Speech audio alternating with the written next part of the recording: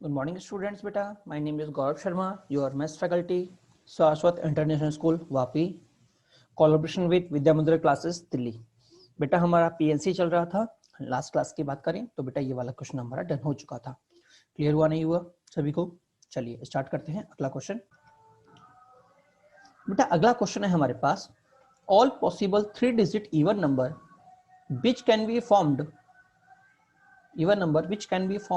with condition that if 5 is one digit then 7 can be next digit only। जरा बेटा काम की बात समझिएगा कि एग्जामिनर मुझसे ये बोल रहा है कि 3 डिजिट के वो सभी पॉसिबल नंबर निकालिए जिनमें अगर 5 आ रहा है तो उसके आगे सिर्फ 7 आएगा, कोई और चीज नहीं आ सकती। क्लियर हुआ नहीं हुआ? और रिपीटेशन बेटा उसने अलाउ बोल रखी है, ठीक है। तो जरा समझिएगा कि मेरे पास 3 डिजिट नंबर है। कितना डिजिट नंबर है बेटा? 3 डिजिट नंबर है, ठीक है। और उसने बोला हुआ है कि भैया अगर मेरे पास एक नंबर 5 आ गया तो उससे अगला नंबर को बेटा मुझे 7 ही आना चाहिए। दूसरा जो नंबर है वो इवन है।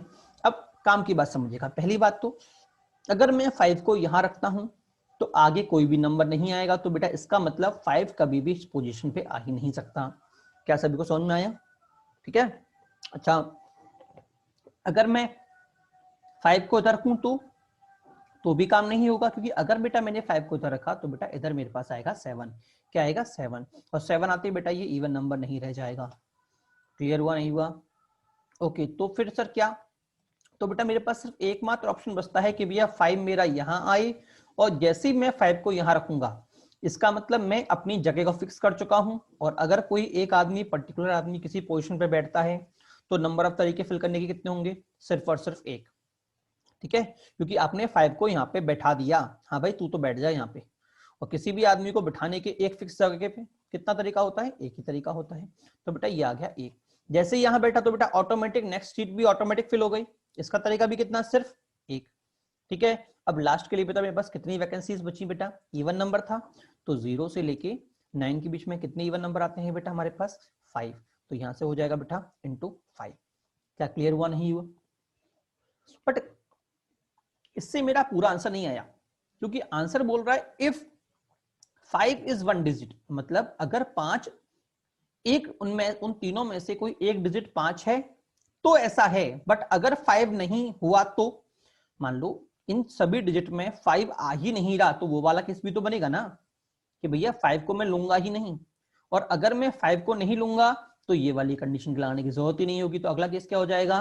When 5 is absent. ये कब था? When 5 is present and when 5 is absent. और अगर बेटा 5 मेरा एब्सेंट हो गया तो मेरे पास टोटल नंबर कितने बचे? 9, ठीक है। अच्छा, अगर 9 बचे और दूसरी बात रिपीटेशन अलाउ है, रिपीटेशन अलाउ है तो 0 को लेके मुझे इवन नंबर है। देखो, हाँ जी बेटा ध्यान रखिएगा कि 9 बच्चे क्यों? क्योंकि बेटा कंडीशन उन्होंने 5 पे दी है ना कि 7 पे। उन्होंने कहीं पे भी ये नहीं लिखा कि भैया 7 है तो उससे पहले 5 आना चाहिए। उन्होंने कहा है 5 है तो 7 आना चाहिए, बट 7 पे कंडीशन कुछ नहीं दी कि 7 आया तो उसके संग 5 आना चाहिए, नहीं आना चाहिए, ठीक है। हाँ जी, तो हम क्या बोल रहे थे? हाँ, तो बेटा मैंने आपसे कहा था कि इवन नंबर अगर मुझे निकालना हो और 0 इंक्लूड हो तो बेटा हम 2 केस लेते हैं। आपको याद है? नहीं है?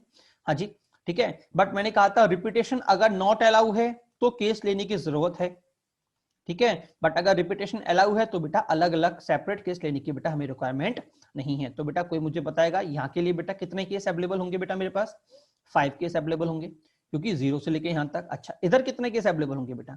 इधर बेटा मैं अलग बात करूं तो बेटा इधर 0 अवेलेबल नहीं हो सकता। और बेटा 0 के अलावा मैं 5 को भी रिमूव कर चुका हूं। किसको रिमूव कर चुका हूं?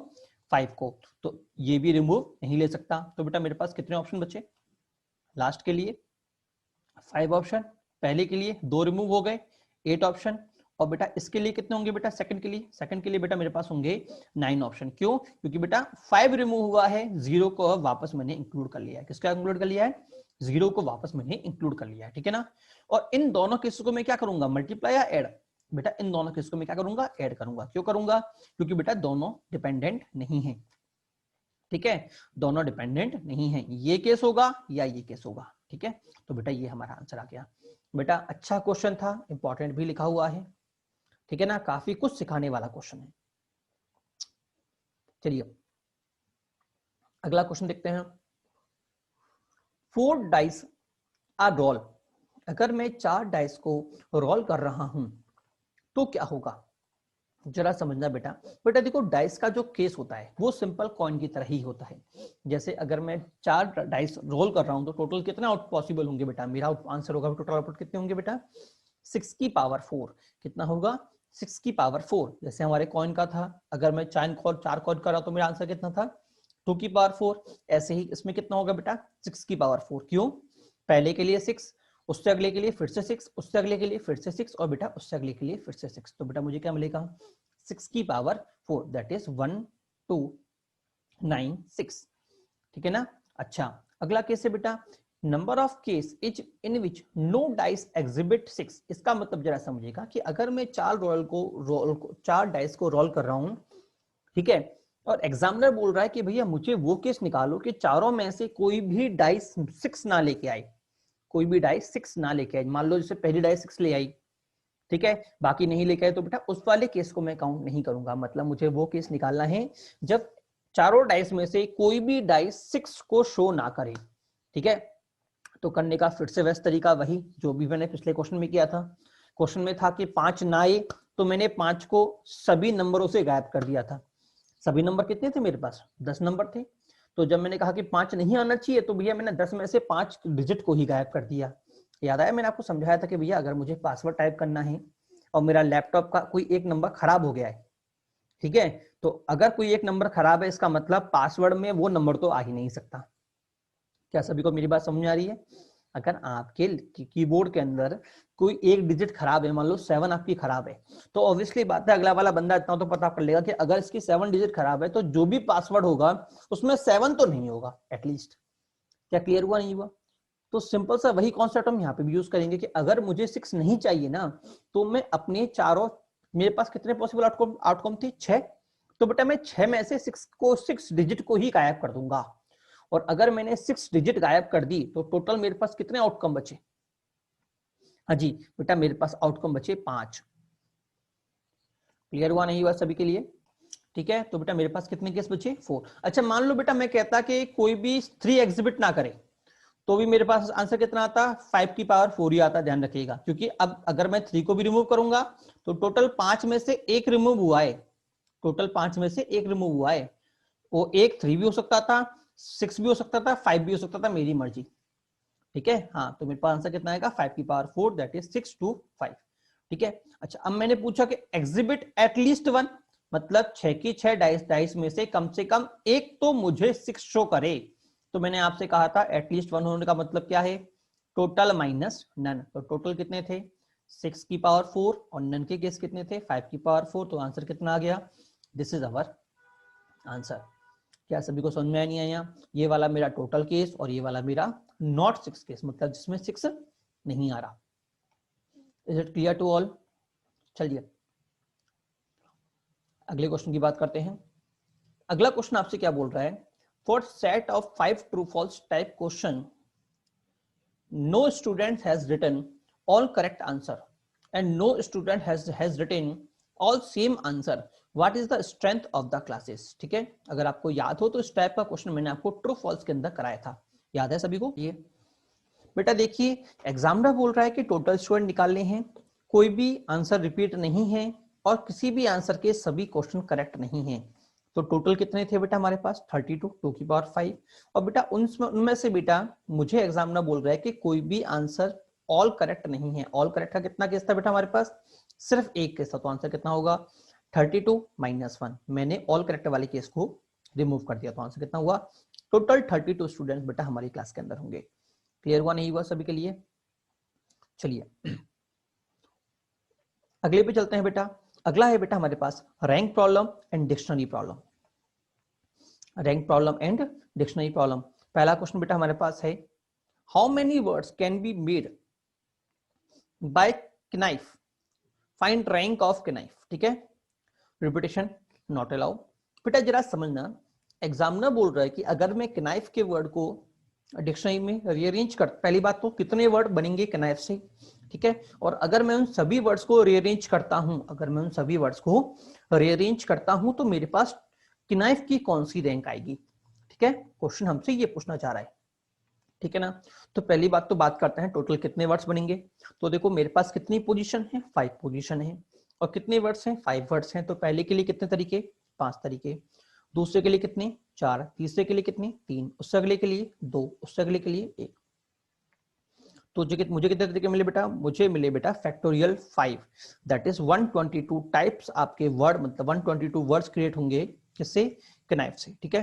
अब बेटा अगर मुझे रैंकिंग में जाना है, अगर मुझे डिक्शनरी की रैंकिंग में जाना है, तो बेटा एक बात समझिएगा कि जब आप डिक्शनरी की रैंकिंग की बात करते हैं तो सबसे पहले आपको क्या मिलता है बेटा, सबसे पहले बेटा आपके सामने होता है ए। क्या होता है, ए। ए के बाद क्या आता है, बी, बी के बाद सी। अब देखो इसके अंदर बेटा ए तो है ही नहीं, तो डिक्शनरी कहां से स्टार्टिंग होगी बेटा, जो सबसे पहला नंबर होगा वो कौन सा होगा बेटा, ई। ई के बाद एफ, एफ के बाद आई, आई के बाद के के बाद एन, ठीक है।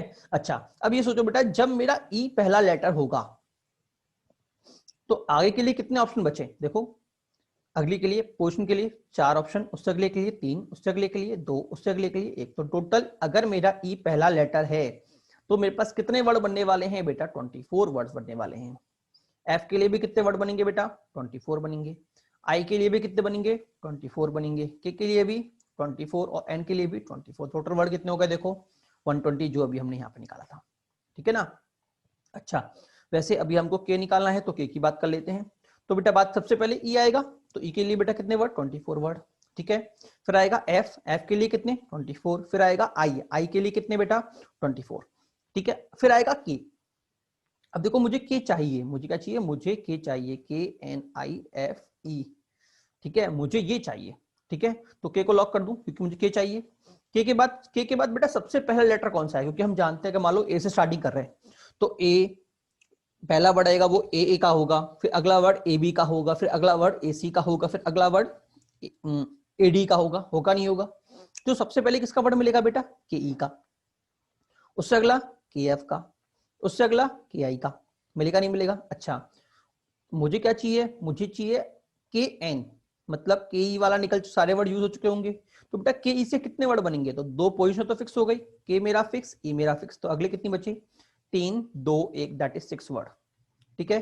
के एफ से कितने वर्ड बनेंगे, 6 वर्ड। के आई से कितने वर्ड बनेंगे, फिर से बेटा 6 वर्ड बनेंगे, नहीं बनेंगे। अगला नंबर किसका आएगा बेटा, अगला नंबर आएगा के एन का, ठीक है। और मुझे के एन के अंदर ही अपना नंबर चाहिए, ठीक है। अच्छा अब देखो के एन के बाद अगला नंबर कौन, अगला एलिमेंट कौन सा आएगा, तो हमें तो बेटा बचे हुए कौन कौन से लेटर बचे, हमारे पास के एन यूज हो चुके हैं, हमारे पास बचे ई एफ आई। कौन से बचे, मेरे पास बचे ई एफ आई, ठीक है।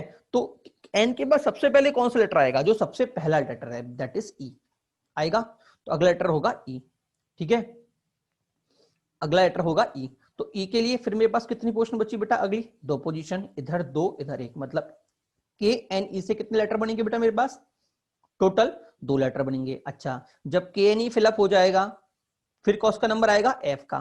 तो के एन एफ के कितने लेटर बनेंगे बेटा, फिर से 2 लेटर बनेंगे। फिर किसका नंबर आएगा, आई का, और बेटा आई वाला ही मुझे चाहिए, देखो के एन आई चाहिए ना, के एन आई, तो आई वाला लेटर ही मुझे चाहिए, मतलब मैं आई को भी कर दूंगा लॉक। अब कितने लेटर बचे मेरे पास, मेरे 5 में से 3 लेटर लॉक हो चुके हैं, कितने बचे, मात्र 2 लेटर, कौन कौन से, ई और एफ। पहले कौन सा आएगा, ई वाला, तो पहला वर्ड कौन सा होगा, ई एफ, और अगला वर्ड कौन सा होगा, एफ ई। और मुझे कौन सा चाहिए बेटा, मुझे चाहिए एफ ई। क्लियर हुआ नहीं हुआ, तो कौन सी नंबरिंग हो गई देखो, 22, 24, 24, 24, 6, 6, 6, तो ये तो हो गया 72, ये हो गया 18, और ये 2 + 2 4 + 1 5 + 1 6, तो बेटा ये क्या हो गया 6। तो 72 + 18 + 6, तो बेटा मेरा आंसर आ गया 96th रैंक होगी बेटा मेरी किसकी, किनाइट की। Is it clear to all, ठीक है। तो बेटा ये हमारे पास तरीका था बेसिक कॉन्सेप्ट किसी भी नंबर की रैंकिंग को निकालने का, ठीक है ना। बट बेटा जेई में हम इस तरीके को यूज नहीं करेंगे, ठीक है ना। फिर से क्यों बताया था, सिर्फ बेटा बेसिक कॉन्सेप्ट समझने के लिए कि भैया बेसिक एक्चुअल में हो क्या रहा है। बेसिक कॉन्सेप्ट हमारा हो क्या रहा है। हाँ ठीक है ना। हाँ तो फिर करना कैसे सर, करना कैसे, करने का बेटा तरीका समझिएगा।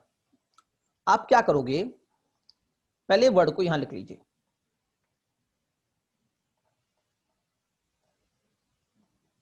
के, नाइफ लेना है, के एन आई एफ ई। ठीक है, अगला काम क्या होगा बेटा, अगला काम होगा बेटा आपके पास जो नंबर्स हैं उनको अरेंज करना। ई, ई के बाद क्या आएगा, एफ, एफ के बाद के के बाद आई, और आई के बाद एन, नहीं आई पहले आएगा के एन,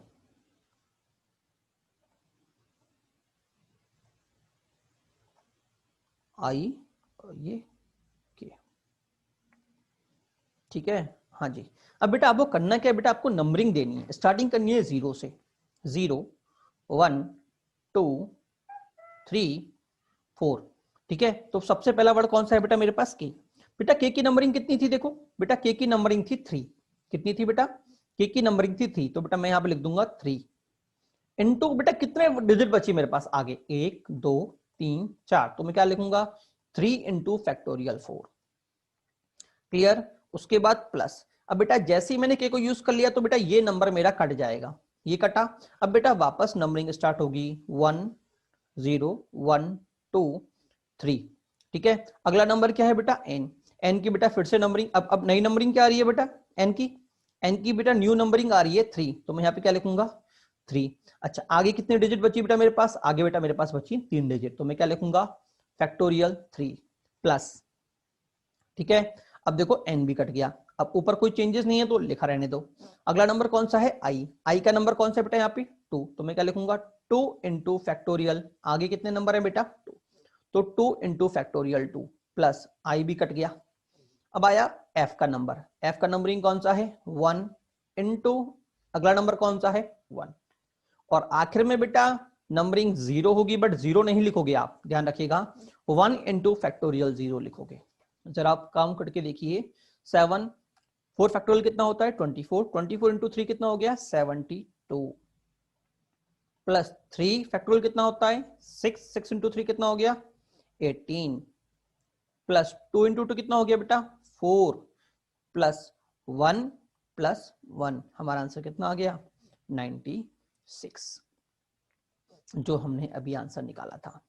क्या सभी को समझ में आया, नहीं आया, हाँ जी थोड़ा बहुत आया होगा, बाकी अभी हम एक क्वेश्चन और करेंगे तो थोड़ा और आ जाएगा।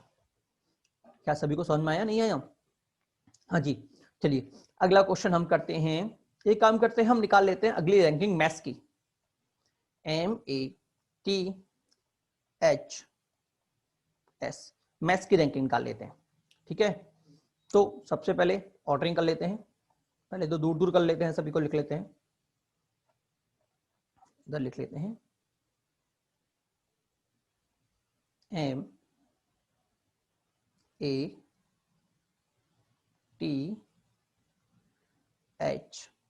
MATHS। सबसे पहले क्या आएगा ए, ए के बाद एच, एच के बाद M, A H M, M के बाद एस, और एस के बाद टी। ठीक है, नंबरिंग 0 1 2 3 4। अब सबसे पहला वर्ड कौन सा है बेटा मेरा एम, एम की नंबरिंग कितनी जा रही है बेटा 2, तो मैं क्या लिखूंगा 2 इंटू फैक्टोरियल, कितने वर्ड्स हैं 1 2 3 4, तो फैक्टोरियल 4 प्लस। अब देखो एम मेरा लिखा जा चुका है, इसको बेटा मैंने काट दिया, इसको मैंने काट दिया, अगली नंबरिंग 0 1 2 3 यही होगी। ठीक है, अच्छा अगला नंबर किसका है बेटा ए का, बेटा ए की नंबरिंग कितनी है 0, तो मैं क्या लिखूंगा यहाँ पे 0 इंटू फैक्टोरियल 3, क्योंकि आगे कितने नंबर है बेटा मेरे पास 3, फिर से प्लस, अब ए लिखा जा चुका है तो अब ए को भी काट दो, फिर से नंबरिंग स्टार्ट होगी कहां से एस से, तो 0 1 2। ठीक है, अगला नंबर टी, टी का नंबर कितना है बेटा, टी का नंबर है 2, तो मैं लिखूंगा 2 इंटू, आगे कितने नंबर बचे 2, तो 2 इंटू 2 फैक्टोरियल प्लस में, अब बेटा टी भी कट गया, हाँ जी। अगला नंबर एच का, तो बेटा एच पे मुझे कितना मिल रहा है, देखो 0 मिल रहा है, तो मैं क्या बोलूंगा 0 इंटू फैक्टोरियल 1, ठीक है, ये भी कट गया। और आखिर में क्या बचा एस, तो बेटा एस का तो मैंने कहा था फैक्टोरियल आपको 0 लिखना है, ठीक है। तो देखो आंसर कितना हो गया, फैक्टोरियल 4 कितना होता है 24, 24 प्लस 2, 24 इंटू 2, तो लिख लेते हैं 24 इंटू 2 दैट इज 48, ठीक है, plus 0 into something 0, 2 into 2 plus 4, 0 into 1 plus 0, और बेटा 0 फैक्टोरियल कितना होता है, ध्यान रखिएगा बेटा 0 फैक्टर होता है बेटा मेरे पास 1, तो आंसर कितना आ गया 53th पोजीशन, ठीक है ना, क्या सभी को समझ में आया।